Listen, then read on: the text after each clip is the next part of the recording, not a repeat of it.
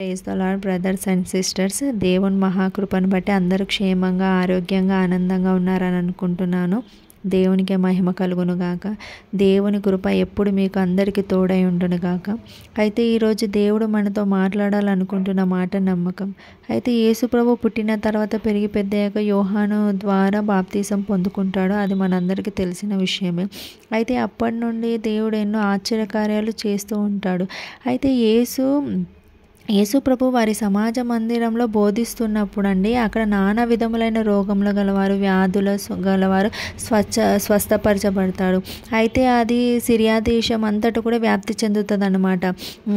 ఏంటనంటే ఇట్లా యేసు ప్రభు అన్ని ఆశ్చర్యకార్యాలు చేస్తున్నాడు, నానా విధములైన రోగంలో ఉన్న వారిని స్వస్థపరుస్తున్నాడు అని చెప్పి.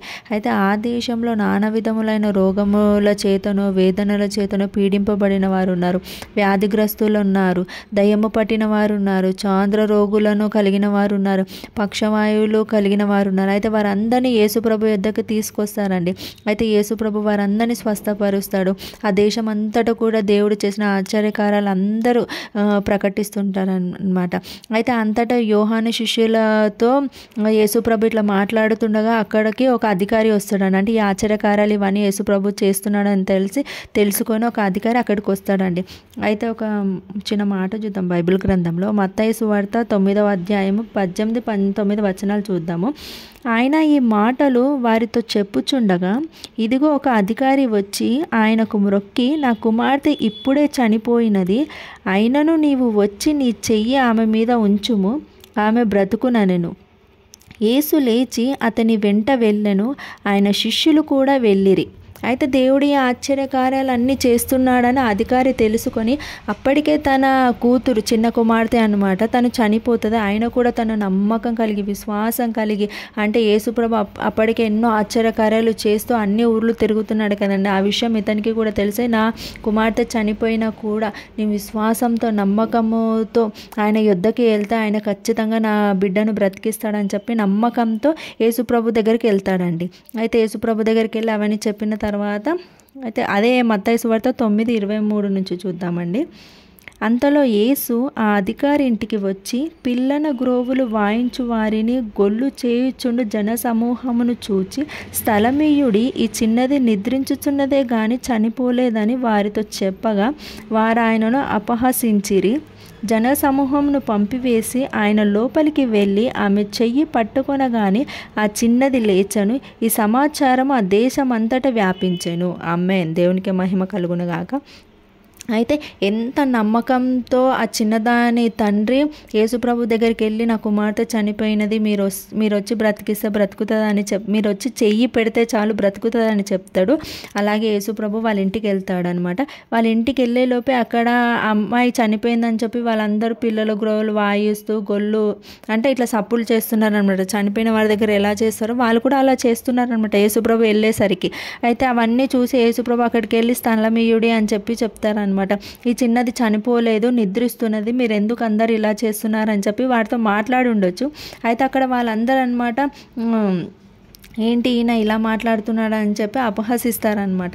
అయితే ఆ జన సమూహమును అందరినీ బయటికి పంపించేసి యేసుప్రభు ఒక అమ్మాయి మీద చెయ్యి పెడితే చాలు తను లేచి కూర్చుంటుంది అనమాట. అక్కడ మనం అర్థం చేసుకోవాల్సింది ఏంటంటే, ఆ చిన్నదాని తండ్రి అంత నమ్మకంతో, అంత విశ్వాసంతో యేసుప్రభుని ఆశ్రయించాడు అనమాట. అంటే ఎలాగైనా నా కూతురిని బ్రతికిస్తాడు, తను ఒక్క చెయ్యి విశ్వాసంతో నా కూతురి మీద పెడితే చాలు నా కూతురు బ్రతుకుతుంది అని చెప్పి అంత విశ్వాసంతో ఆ తండ్రి వెళ్ళాడు. కనుక అంత నమ్మకంతో తన తండ్రి తన కూతుర్ని బ్రతికిస్తాడని చెప్పి యేసుప్రభు దగ్గరికి వెళ్ళాడు కాబట్టి అమ్మాయి బ్రతికిందనమాట.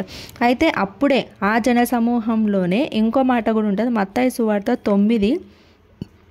9వ అధ్యాయము 21-22 వచనాలు చూద్దామండి. అదే సమయమున ఇదిగో 12 సంవత్సరముల నుండి రక్తస్రావ రోగము గల ఒక స్త్రీ, నేను ఆయన పై వస్త్రమును మాత్రము ముట్టితే బాగుపడుదునని తనలో తాను అనుకొని ఆయన వెనుకకు వచ్చి ఆయన వస్త్రపు చెంగు ముట్టెను. యేసు వెనుకకు తిరిగి ఆమెను చూచి, కుమారి ధైర్యముగా ఉండుము, నీ విశ్వాసము నిన్ను బాగుపరచనని చెప్పగా ఆ గడియ నుండి ఆ స్త్రీ బాగుపడెను. ఆమేన్. ఇది కూడా ఎంత గొప్ప ఆశ్చర్యకార్యం అండి. చూసాను. అయితే అదే ఆ అమ్మాయిని బ్రతికించడానికి యేసుప్రభు వెళ్ళినప్పుడే అదే జన సమూహంలో కూడా అదే ఊరిలో 12 సంవత్సరాల నుంచి రక్తస్రావం గల ఒక స్త్రీ ఉందన్నమాట. అయితే ఆమె ఎన్ని ప్రయత్నాలు చేసి ఉంటుంది, కానీ ఆమెకు మాత్రం స్వస్థత ఎక్కడ దొరకలేదు. కానీ సేమ్ తను కూడా అంతే ఇట్లా ఆశ్చర్యకారాలు చేస్తున్నాడు యేసుప్రభు. ఆ ఊరికి ఆ అమ్మాయిని బ్రతికించడానికి వస్తున్నాడని తెలుసుకొని ఆ 12 సంవత్సరాల రక్తస్రావం గల స్త్రీ ఎవరికి తెలియకుండా, అంటే అలా రక్తస్రావంతో మరి వెళ్ళి మాట్లాడి ఏమైనా చేస్తే ఎవరైనా ఏమైనా అంటారేమో అని చెప్పి తన మనసులో ఏమనుకుంటుంది అనంటే, నేను విశ్వాసంతో నమ్మకంతో కనీసం యేసుప్రభు ఒక చెంగు తాకినా చాలు నేను స్వస్థపరచబడతా అని చెప్పి తను నమ్మకంతో అనుకుంటుంది. అదేవిధంగా అంత జన సమూహంలో గుంపులో యేసుప్రభు యొక్క వస్త్రపు చెంగు నమ్మకంతో విశ్వాసంతో తను తాకుతుంది. వెంటనే అంతమందిలో కూడా యేసుప్రభు ఆమె ముట్టిన వస్త్రపు చెంగు స్పర్శని దేవుడు గ్రహించి ఆమె వైపు తిరిగి చెప్తాడనమాట, నీ విశ్వాసమును బట్టి నువ్వు స్వస్థపరచబడ్డావు అని చెప్పి చెప్తాడు. ఆ వెంటనే ఆమె బాగుపరచబడుతుందండి. అంటే ఇక్కడ కూడా మనం అర్థం చేసుకోవాల్సింది ఏంటంటే, అంత గొప్ప విశ్వాసం, అంత గొప్ప నమ్మకం, ఒక వస్త్రపు చెంగు వల్లనే తను స్వస్థపరచబడింది అని అంటే ఎంత గొప్ప ఆశ్చర్యకార్యం కదండి ఇది. మనం కూడా అంతే అండి. దేవుని యందు విశ్వాసం కలిగి నమ్మకం కలిగి ఒక చిన్న ప్రార్థన చేసినా సరే కానీ ఖచ్చితంగా సమాధానం పొందుకుంటాము. అది మనం విశ్వాసం కలిగి చెయ్యాలి. గంటలు గంటలు విశ్వాసం లేకుండా ఎంత ప్రార్థన చేసినా కూడా వ్యర్థమేనండి. అది మనకి సమాధానం రాదు. దేవుడు మనకి ఎటువంటి కార్యాలు కూడా మన జీవితంలో చేయడు. ఎప్పుడైనా సరే విశ్వాసం కలిగి ఒక చిన్న ప్రార్థన చేసినా చాలు ఖచ్చితంగా జవాబు పొందుకుంటామండి.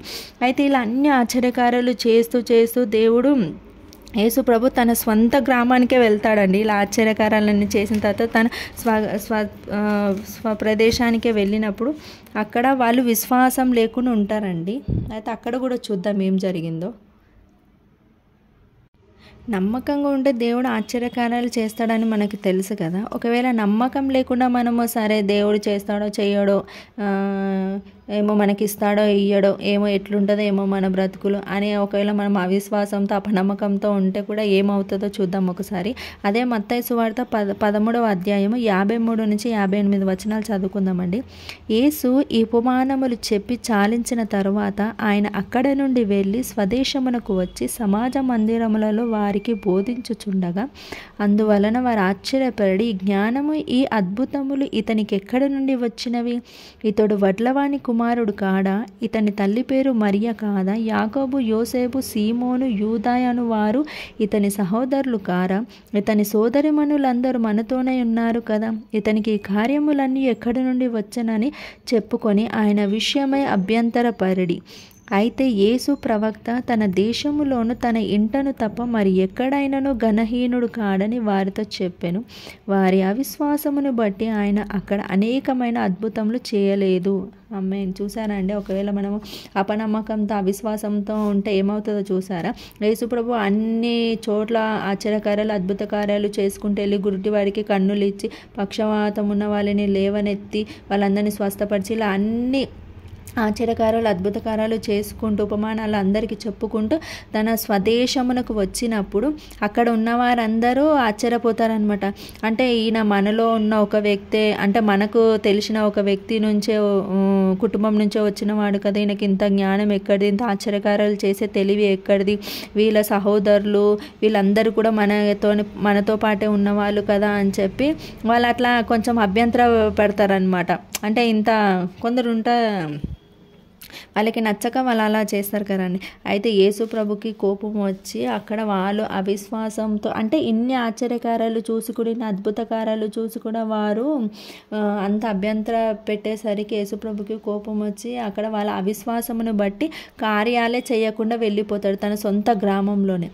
మన జీవితంలో కూడా అలానే ఉంటుందండి. దేవుడు ఇన్ని ఆశ్చర్యకార్యాలు చేస్తున్నా, ఇన్ని అద్భుత కార్యాలు చేస్తున్నా మన జీవితాలలో మనం ఒక్కొక్కసారి అసలు నమ్మము. అంటే దేవుడి కార్యం చేస్తాడా, ఏమో సమస్యలని చేజారిపోయినాయి, ఇంకా మనకి సమాధానం దొరుకుతుందా, మన జీవితాలు మారుతాయా దేవుడు కార్యం చేస్తాడా, ఇంకా ఎదురు చూడాలా, నమ్మకం ఉంచాలా అని ఇలా ఎన్నో క్వశ్చన్స్ వస్తుంటాయండి మనకి. కానీ ఈ క్వశ్చన్స్ అన్నీ కాదు, దేవుడు ఖచ్చితంగా మన జీవితాల్లో కార్యం చేస్తాడు, ఖచ్చితంగా మన జీవితాలు మారుస్తాడు, మనల్ని శ్రమ నుండి బయటకు తీస్తాడు, మనం అడిగిన దానికి సమాధానం ఇస్తాడని మనం నమ్మకంతో ఉంటే మనకి ఆరోగ్య విషయంలో కానీ, ఆర్థిక విషయంలో కానీ, ఎలాంటి విషయంలో కానీ మనం నమ్మకంగా దేవుని యందు విశ్వాసం ఉంచి ఆయనను మనం ఆశ్రయించి ఖచ్చితంగా మనకి కార్యం చేస్తాడు, అద్భుతాలు చేస్తాడని మనం నమ్మితే కనుక దేవుడు ఖచ్చితంగా మన నమ్మకాన్ని ఎక్కడ కూడా తోసివేయడం అనమాట.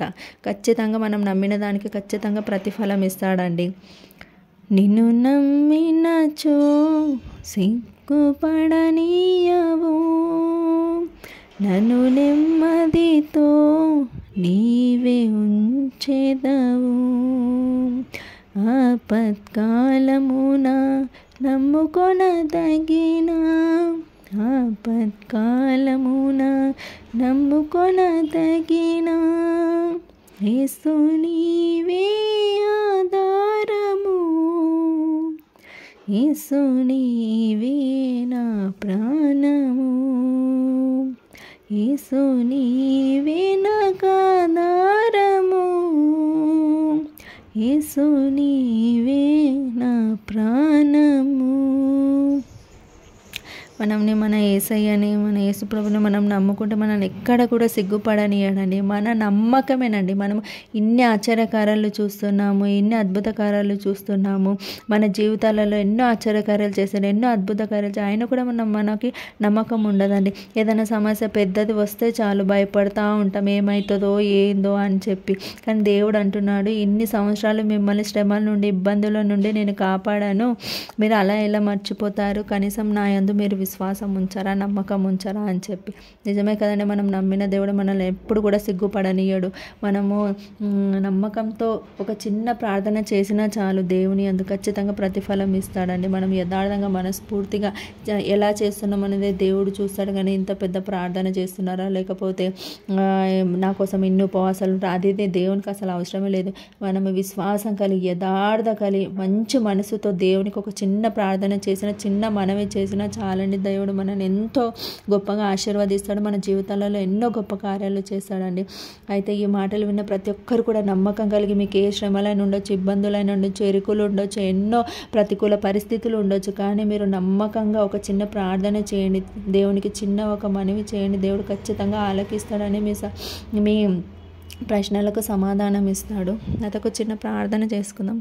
మహాపరిశుద్ధుడమైన దేవా, నీకే స్తోత్రములు. సర్వశక్తిమంతుడివి, సర్వాధికారివి, జీవము గల దేవుడవు తండ్రి. నాయన ఆశ్చర్యకార్యాలు చేసే దేవుడవు, అద్భుత కార్యాలు చేసే దేవుడవు తండ్రి, నీకు స్తోత్రం. నాయన యేసయ్య, నాయన ఏ యోగ్యత లేని వాళ్ళం ప్రభు, ఆయన కూడా మమ్మల్ని ఇట్లా ఏర్పరచుకున్నందుకు మీకు స్తోత్రం. నాయన యేసయ్య, నాయన మా కొరకు ప్రాణం పెట్టిన దేవుడు తండ్రి, మీకు స్తోత్రం. నాయన యేసయ్య, నాయన మమ్మల్ని ఇంతవరకు కాచి కాపాడినందుకు మీకు స్తోత్రం. నాయన యేసయ్య, ఆదరించినందుకు మీకు స్తోత్రం. నాయన ఆదుకున్నందుకు మీకు స్తోత్రం. నాయన యేసయ్య, నిజమే ప్రభు, నాయన మీ అందు నమ్మిక ఉంచితే నాయన యేసయ్య మమ్మల్ని ఎన్నడూ కూడా నాయన సిగ్గుపడనీయవు తండ్రి. నాయన అనుకునే రీతిలో నాయన ఆశ్చర్యకార్యాలు, అద్భుత కార్యాలు చేసే దేవుడు తండ్రి. నాయన యేసయ్య, సమస్యలు చేజారిపోయినా కూడా నాయన యేసయ్య, మీరు నాయన యేసయ్య మాకు సమాధానం ఇచ్చే దేవుడు తండ్రి, నీకు స్తోత్రం. నాయన యేసయ్య, అద్భుత కార్యాలు చేసే దేవుడు తండ్రి. నాయన యేసయ్య, నాయన మేము నమ్మిక ఉంచితే చాలు ప్రభు యేసయ్య, మా జీవితాల్లో కార్యాలు చేసే దేవుడు తండ్రి. అలా కాకుండా విశ్వాసంతో ఉంటాను నాయన యేసయ్య, మీరు మమ్మల్ని దాటిపోయే దేవుడు తండ్రి. నాయన యేసయ్య, మేము ఒకవేళ నమ్మకం ఉంచితే నాయన యేసయ్య, మమ్మల్ని ఎన్నడూ విడవని ఎడబాయని కృప మాపై ఉంచే దేవుడు తండ్రి. మేము మాటిలో నమ్మకం ఉంచిన యేసయ్య, ఎన్నో ఆశ్చర్యకారాలు, అద్భుత కార్యాలు మేము పొందుటకు కృప చూపండి.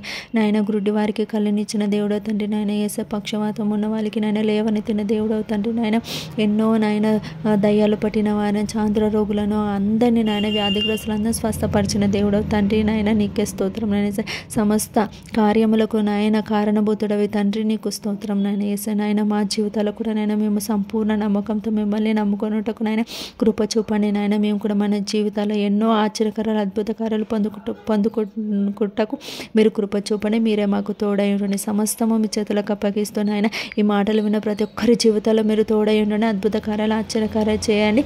వాళ్ళ విశ్వాసాన్ని అధికపరచండి, నమ్మకాన్ని అధికపరచండి. నాయన మీ అందు కృప చూపండి, మీరు కృప చూపండి. దేవానికి స్తోత్రం. నాయన సమస్తము మీ చేతులకు అప్పగిస్తూ నాయన యేసయ్య పరిశుద్ధ నామంలో అడిగి వేడుకొని పొంది ఉన్నాం తండ్రి. ఆమేన్.